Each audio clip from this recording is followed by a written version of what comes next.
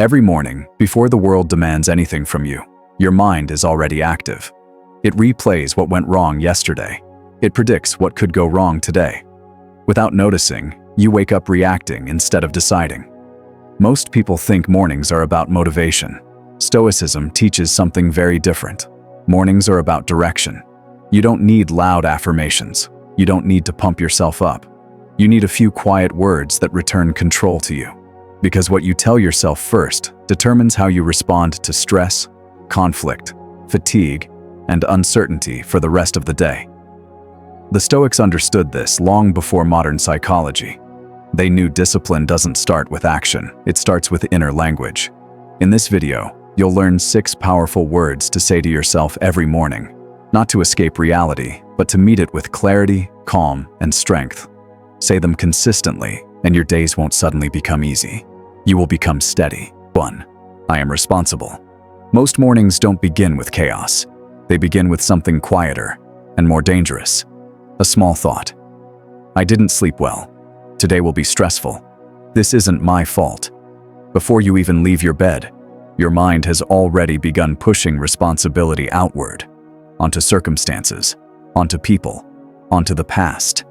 Stoicism cuts this habit at the root. When you tell yourself, I am responsible, you are not blaming yourself. You are reclaiming control. Responsibility in the Stoic sense does not mean everything is your fault. It means everything that happens inside you is your territory. You didn't choose the traffic. You didn't choose the email. You didn't choose what someone said to you. But you choose how your nervous system reacts. You choose the story you attach to events. You choose whether today starts with resistance or resolve. Most people hear responsibility and think of pressure, guilt, exhaustion. The Stoics heard something else. They heard freedom, because the moment you take responsibility for your inner state, no one else can hijack it. If your mood depends on how others behave, your peace is rented. If your confidence depends on approval, your self-worth is borrowed. If your calm depends on perfect conditions, calm will be rare. Responsibility ends that dependence. Instead of asking, why is this happening to me? You begin asking, what is mine to handle right now? That shift changes everything. When you accept responsibility, you stop waiting for the world to improve before you do. You stop needing better circumstances to stay disciplined. You stop needing reassurance to remain steady. You stop needing permission to act with character. Responsibility brings you back to the only place where power exists, the present moment inside your choices. That's why this word belongs in the morning, not after something goes wrong, not when the damage is done, but before the day tests you. When you say, I am responsible, you draw a quiet boundary with life. You may bring pressure, you may bring uncertainty, but you do not decide who I am today. Responsibility is not heavy when it's chosen. It's heavy only when it's avoided.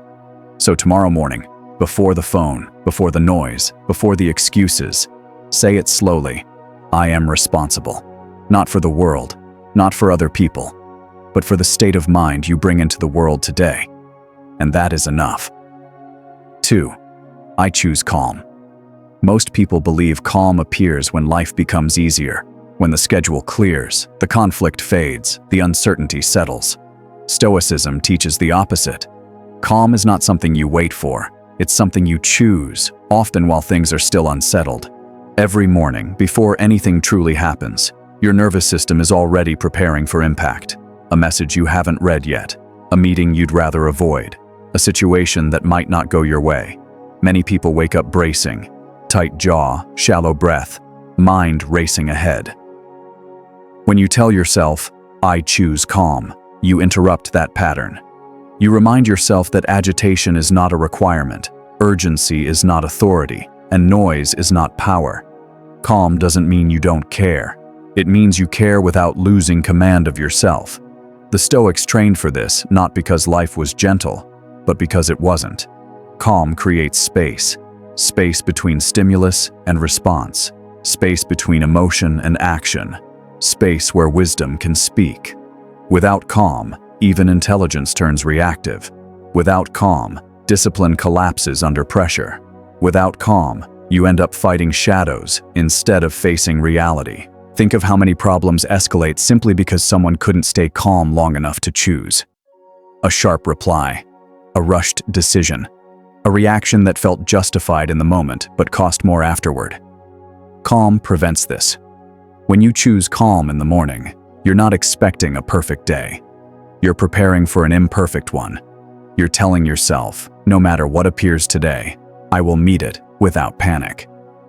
This single choice changes how your body moves through the day. Your breath slows, your attention sharpens, your reactions soften without becoming weak. Calm gives you leverage. It lets you see options instead of threats. It lets you hear what's actually being said, not just what triggers you.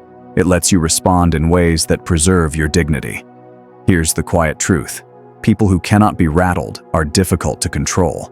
They don't rush to defend themselves. They don't escalate unnecessarily. They don't leak power through emotion. When you say, I choose calm, you're not denying emotion. You're deciding how much authority it gets. So tomorrow morning, before the first demand reaches you, choose it deliberately. Not because you feel calm, but because you value clarity more than chaos. Say it slowly. I choose calm. Let the day move around you while you remain steady at the center. 3. This is training. Most people wake up hoping the day will be easy, smooth conversations, cooperative people, minimal resistance. And when resistance appears, as it always does, they treat it like a mistake, an interruption, something unfair. Stoicism offers a different lens. When you tell yourself, this is training, you stop arguing with reality.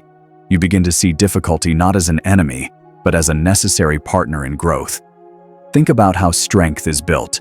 Muscle never grows through comfort alone.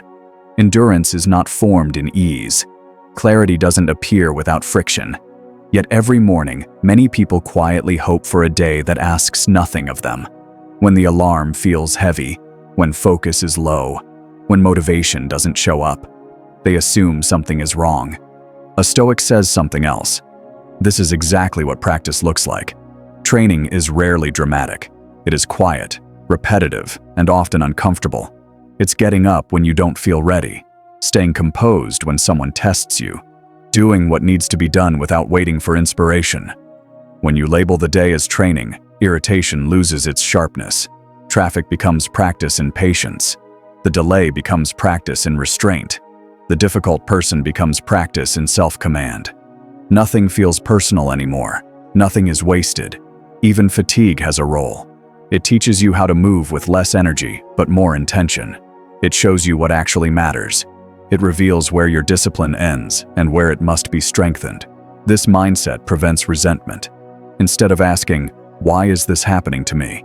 You begin asking, what is this asking me to practice? That single question turns obstacles into instruction. Over time, something subtle shifts. You stop needing ideal conditions to act well. You stop postponing discipline until life becomes cooperative. You stop being surprised by hardship because you expected it. You prepared for it. That is why saying this is training in the morning is powerful. It prepares your mind before the first challenge appears. It removes the shock from difficulty. It keeps you from taking the day personally. You are no longer demanding that life be easy. You are demanding that you be ready. And readiness is a skill built one repetition at a time. So tomorrow morning, when the day already feels heavy before it begins, say it clearly. Not with frustration, not with bravado, with acceptance. This is training. Step into the day knowing nothing is random. Everything is refining you. 4. I control my response. There is a quiet moment in every day that determines how everything else unfolds. Not when something happens, but the instant after. That small gap between what occurs and how you respond is where your power lives. Most people give that power away without noticing. A comment irritates them, and they react. A delay frustrates them, and tension takes over. An unexpected problem appears, and their mood collapses. They believe the cause is external. Stoicism insists otherwise. When you tell yourself, I control my response, you remind yourself of a simple truth. Events may be outside your control, but interpretation is not. You don't control the tone someone uses. You don't control changing plans. You don't control outcomes, but you control whether irritation turns into anger. You control whether disappointment hardens into bitterness. You control whether pressure becomes panic. This awareness changes how you move through the day. Instead of being dragged from reaction to reaction, you begin to pause. That pause is not weakness. It is mastery. Inside it, you choose restraint over impulse, clarity over assumption, response over reaction. The Stoics trained this deliberately, not in quiet rooms, but in chaos. They expected interruption. They anticipated misunderstanding. They prepared for disrespect. Not because they were pessimistic, but because they were realistic. They knew the world is unpredictable, and the only stable ground is a mind that refuses to be easily shaken. When you claim control over your response, you stop amplifying problems. A rude comment becomes information, not provocation. A setback becomes feedback, not defeat. A stressful moment becomes a test, not a threat. This doesn't mean you suppress emotion. It means you decide what to do with it. Emotion may knock on the door. You decide whether it gets to stay. Over time, this practice builds something rare: consistency. People begin to trust your steadiness. You begin to trust yourself. Because no matter what the day brings, there is one thing it cannot take from you: your choice. So tomorrow morning, before the day starts pulling at you, say it with intention. Not as a slogan, but as a reminder: I control my response. And when the moment comes, and it will, pause long enough to prove it. There is a moment in every day that most people overlook. It is brief, almost invisible, but it decides everything that follows. Something happens. Then, before you react, there is a pause. Most people don't live in that pause. They rush past it. A tone feels disrespectful, and they snap back. A problem appears, and anxiety takes control. A plan falls apart, and frustration sets the direction of the day. They say, I couldn't help it. Stoicism disagrees. When you say, I control my response, you remind yourself that nothing outside you has authority over your inner state.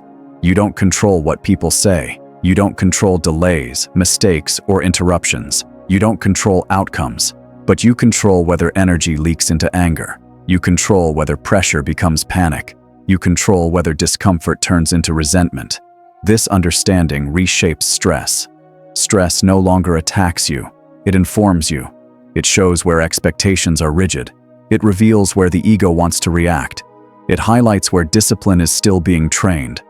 The Stoics prepared for this daily. They expected inconvenience. They assumed misunderstanding.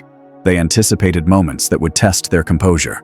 Not because they were cynical, but because they valued steadiness more than comfort. When challenges are expected, they lose the power to surprise you. When provocation is anticipated, you meet it with restraint instead of shock. Control over response is not suppression. It is direction. You still feel emotion. You still register discomfort, but you decide what happens next. That decision is where dignity lives. Without it, small issues dominate the entire day. With it, even serious problems remain contained. A harsh word becomes a choice point. A setback becomes a moment to recalibrate. A stressful demand becomes a test of character, not a threat to identity. Over time, this practice builds reliability. Circumstances may shift. People may be unpredictable, but your reactions become consistent. And consistency creates trust, outwardly and inwardly. You begin to trust yourself not because life is easy, but because you know you won't abandon your principles when it becomes difficult. That is real confidence. This is why this word belongs in the morning. It sets a standard before the first test arrives. It reminds you that no matter what enters your day, your response is still yours. So tomorrow morning, say it without drama, not as a shield, but as a commitment. I control my response, and when the moment comes, pause just long enough to honor that control. 5. I need little. Every morning, before you step into the world, desire is already awake. The desire for things to go smoothly, for people to cooperate, for the day to reward you. And the more you need from the day, the more power you hand over to it. Stoicism cuts through this quietly. When you tell yourself, I need little, you loosen the grip of expectation. You stop demanding that life provide comfort before you offer composure. You stop negotiating your stability based on conditions. Needing little is not about deprivation. It is about independence. The Stoics believed that the person who requires the least is the hardest to disturb. Think about how often frustration comes from unmet expectations. You expected recognition and didn't receive it. You expected ease and met resistance. You expected understanding and faced indifference. Each expectation becomes a lever the world can pull. When you need little, those levers disappear. You still work. You still care. You still pursue what matters. But your inner balance no longer depends on outcomes. This creates a rare kind of freedom. You can show up fully without clinging. You can act with effort without desperation. You can face difficulty without feeling deprived. Needing little sharpens your focus. Instead of scanning the day for validation, you look for alignment. Instead of asking, "What will I get from this?" you ask, "What is the right way to act here?" This mindset changes how stress feels in the body. Urgency softens. Tension releases. Attention becomes cleaner. Because when you don't need the day to give you anything, you can meet it as it is. There is strength in this simplicity. A person who needs little cannot be easily manipulated. They are not rushed by scarcity. They are not shaken by small losses. They move through the day grounded, not grasping.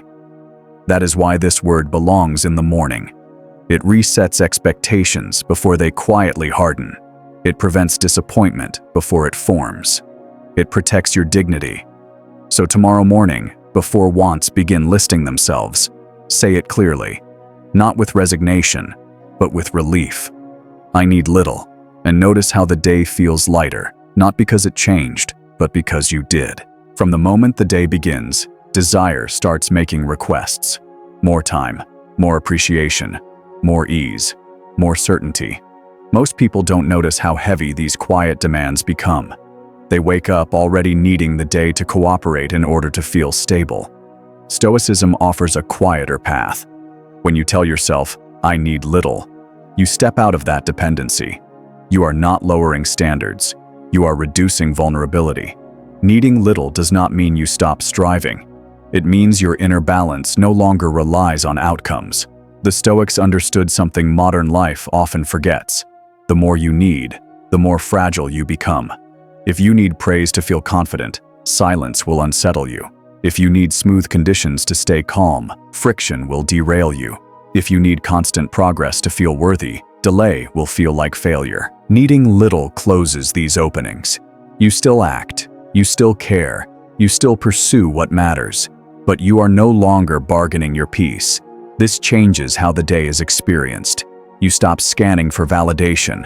You stop measuring worth by how things unfold. You stop feeling deprived when reality doesn't match expectation. Instead, attention turns inward toward effort, intention, and alignment. There is power in this simplicity. A person who needs little is difficult to pressure. They are not rushed by urgency. They are not manipulated by fear of missing out. They can wait. They can endure.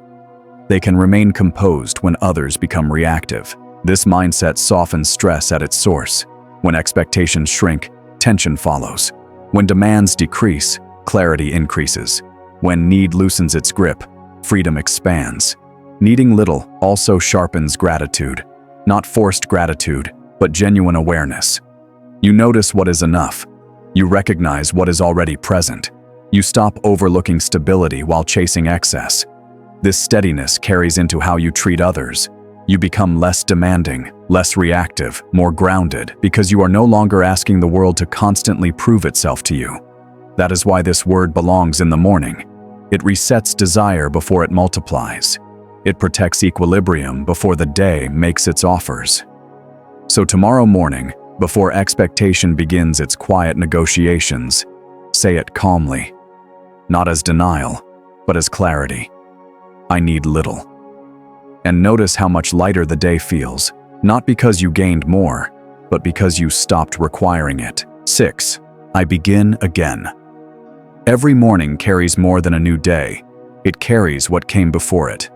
Unfinished intentions, words you wish you hadn't said, moments where you hesitated, avoided, or fell short. Most people wake up already judging themselves. Yesterday replays before today even begins. Stoicism offers a release from this quiet burden. When you tell yourself, "I begin again," you refuse to let the past dictate the present.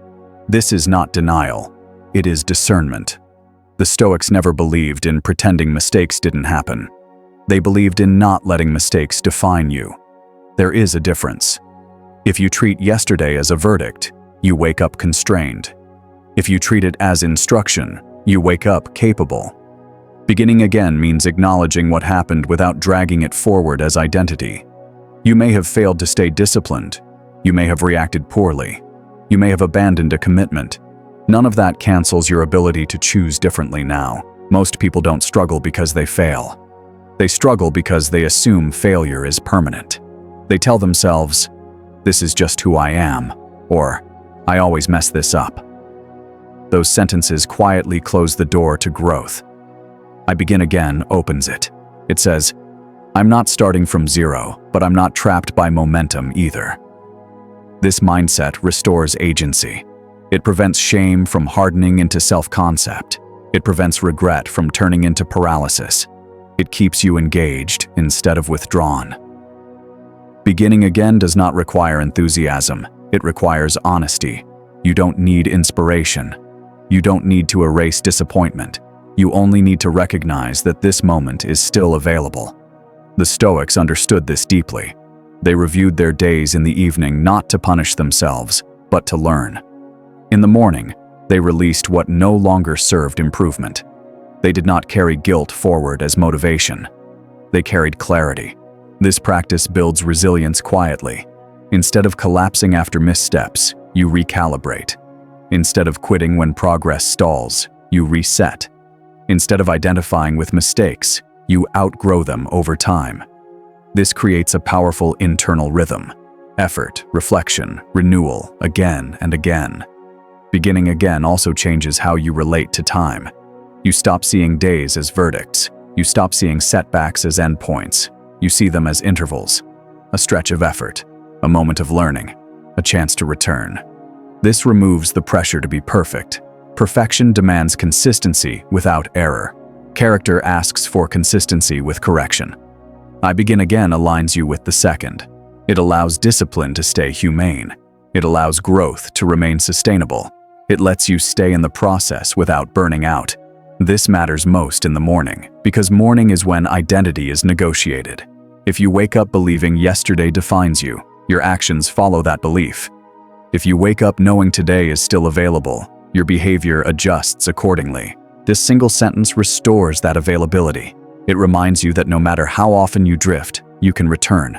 No matter how many times you fall short, you can realign. No matter how heavy yesterday feels, it does not get the final word. So tomorrow morning, before judgment settles in, say it with sincerity, not as an excuse, but as a commitment. "I begin again." Then don't rush. Take the first small action that aligns with the person you are practicing becoming. Not perfectly, not dramatically, but deliberately. Beginning again also reshapes how you relate to yourself. When you release the expectation that progress must be linear, discipline stops becoming self-punishment. You stop speaking to yourself like an enemy that needs fixing. You begin speaking like a craftsman returning to the work. This matters more than most people realize, because how you restart determines whether you last. If every restart is fueled by shame, eventually you avoid restarting at all. If every new attempt feels like proof that you failed before, motivation slowly erodes. But when beginning again becomes normal, almost expected, you stay engaged. You don't dramatize the reset. You don't announce it. You simply return. This is how real change happens. Not through one decisive morning, but through many quiet ones. Days when you didn't feel strong, yet showed restraint. Days when you weren't proud of yesterday, yet didn't let it define today. Days when nothing looked impressive, but something inside you remained intact. Beginning again trains humility. It reminds you that growth isn't about protecting an image, but about maintaining direction. And direction is something you can reclaim at any moment, even now. So when you say, "I begin again," understand what you are truly claiming. not a new life, not a perfect record, but the courage to return to your values without bitterness, without excuses, without delay, again and again. That is not weakness, that is endurance. Every morning gives you a choice, even when it doesn't feel like one. Not a choice about what will happen, but a choice about how you will meet it. These 6 words are not affirmations meant to make life softer. They are anchors meant to make you steadier. Responsibility grounds you. Calm clears judgment. Training reframes difficulty. Response protects dignity. Simplicity frees the mind.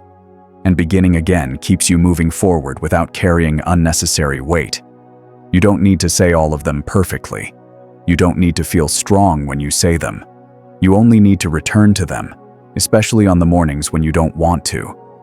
Because character isn't built in moments of inspiration, it's built in moments of return. So tomorrow morning, before the world speaks to you, speak to yourself first. Choose one word. Let it guide how you breathe, how you move, how you respond.